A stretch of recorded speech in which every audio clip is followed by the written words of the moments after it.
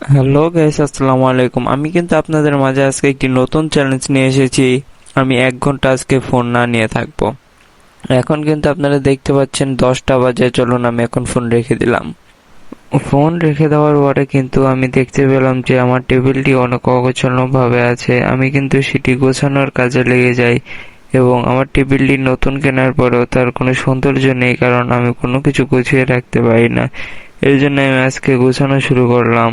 আর আপনারা কিন্তু আমাকে সবসময় সাপোর্ট করবেন এবং আমার চ্যানেলটি সাবস্ক্রাইব করে দিন। আপনার সাবস্ক্রাইবটি হতে পারে আমার সামনের পথ এগোনোর অনুপ্রেরণা। এবং আপনারা কিন্তু দেখতেই পাচ্ছেন যে সাজানোর পরে কত সুন্দর দেখাচ্ছিল। আমি কিন্তু বারবার ঘড়ির টাইমের দিকে তাকাচ্ছিলাম, কিন্তু ঘড়িটিই ছিল নষ্ট। আর আমি কিন্তু পরে একটু পড়াশোনা করতে চলে যাই। আমি কিন্তু বাংলা দ্বিতীয় পত্রে একটি বই খুলে বসি, কিন্তু রাত 10টা বাজায়। আমার পড়াশোনায় কোনোভাবেই মন বসছিল না, কিন্তু কালকে আমার পরীক্ষা। আমি বই রেখে উঠে গেলাম। উঠে গিয়ে আমি চারিপাশে ঘুরছিলাম। আমার কিছুই ভালো লাগছিল না, কারণ সময় কোনোভাবেই যেতে চাচ্ছিল না।